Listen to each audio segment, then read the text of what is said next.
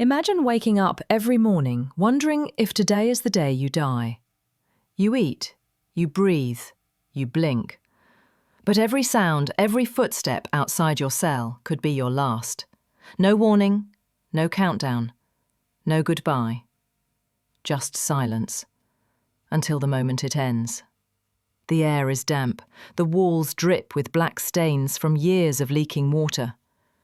The only thing that breaks the silence is the steady rhythm of footsteps. Slow, steady, and painfully familiar. Each step is a reminder that time is moving, but not toward freedom, toward something inevitable. And yet, this isn't a movie. This isn't a story from centuries ago. This is happening right now, in one of the most technologically advanced, peaceful and prosperous countries in the world, Japan. On this planet, only 2 developed democracies still carry out the death penalty on their own citizens, Japan and the United States.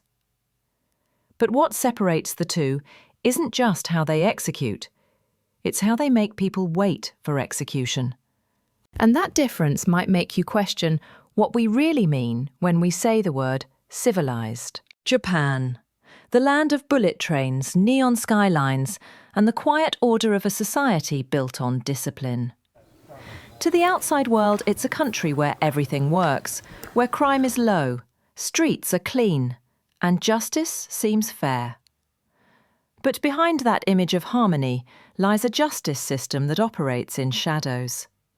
A system that still allows the state to take a human life, and to do it in a way that few people ever hear about. In the modern world, only 2 democracies continue to execute their own citizens, Japan and the United States. 2 nations that stand side by side on global stages, trading technology, culture, and ideas, yet share a belief many others have abandoned, that death can be a legal punishment. But if both countries still practice the death penalty, what makes Japan's system so disturbing? The answer begins long before the execution. It begins the moment someone is accused of a crime, in the dark corners of police stations, where time, silence, and fear become tools of control. When someone is arrested in Japan, the story doesn't begin in a courtroom. It begins in a room with no windows. The kind of room where silence weighs heavier than any law. Inside these interrogation rooms, suspects sit for hours, sometimes days, without a lawyer. In Japan, that's completely legal. You can be questioned without any attorney present. You can stay silent, but that silence often only makes things worse. Police are allowed to hold you for up to 23 days, even without concrete evidence. 23 days in a locked cell, surrounded by people whose only goal is to make you confess. For most, that's long enough to break their mind. Human rights groups have called these places confession factories. The lights never go off. The questions never stop. Some say it's not about finding truth, it's about forcing a story that fits. In 2016, Japan introduced a law requiring interrogations to be recorded, but that rule applies to less than 3% of cases. The rest still happen off-camera, in total secrecy.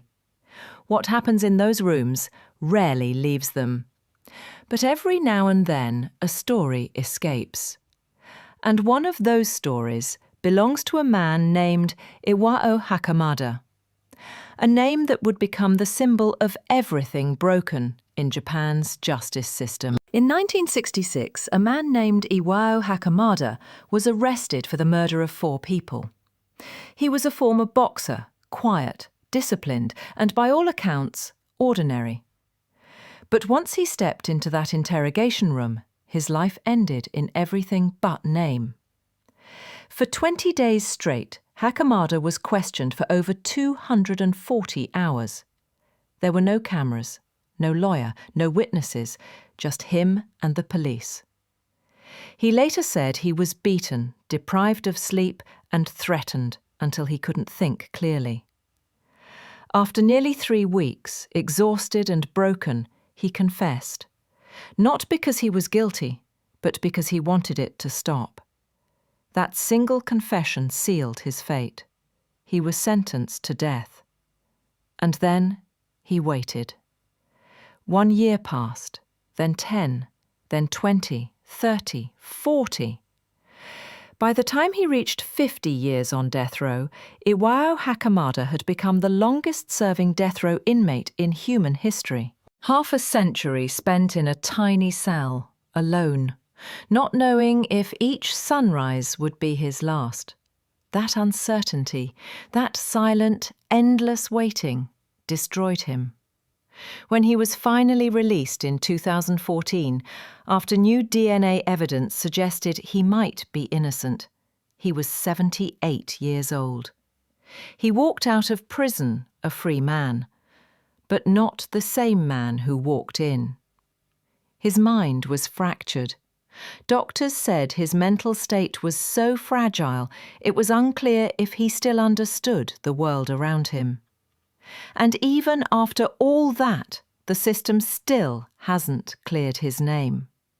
To this day, Iwao Hakamada is technically still waiting for a retrial. After 50 years in a cell, he's still waiting. This time, for closure.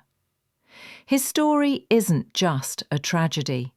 It's proof that in Japan's justice system, a confession, no matter how it's obtained, can weigh more than truth itself.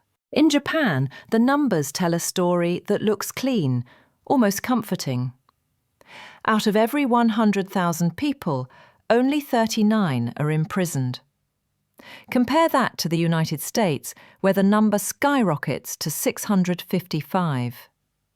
On paper, Japan seems like a beacon of law, order, and restraint. But statistics can lie by omission, because behind those numbers hides something far more unsettling: a 99% conviction rate. In Japan, if you're accused of a crime and brought to court, your chance of being found guilty is almost guaranteed. In the United States, the conviction rate hovers around 90%, already high. But Japan's near-perfect record raises a chilling question. Is justice really being served? Or is the system just too afraid to admit mistakes? Prosecutors in Japan often bring cases to trial only when they're confident they can win. And when the police, prosecutors and judges all operate in quiet alignment, the result isn't justice, it's certainty. But that certainty comes at a price. Because when everyone expects guilt from the moment of arrest, the presumption of innocence disappears. The courtroom becomes a formality. The verdict is decided long before the trial begins, and when the punishment is death, that kind of certainty doesn't feel like safety. It feels like a slow, bureaucratic execution. For those sentenced to death in Japan, the punishment doesn't start with the rope. It starts with the waiting. Days blur into weeks, weeks into years. Each morning begins the same: a meal, a prayer, a moment of false calm. But every sound, a footstep, a key turning, a guard's voice could mean the end. Because in Japan, death row inmates are never told when they'll die. The execution date isn't announced. There's no countdown, no schedule, no goodbye. A prisoner could wake up expecting an ordinary day, eat breakfast, and an hour later be led to the gallows.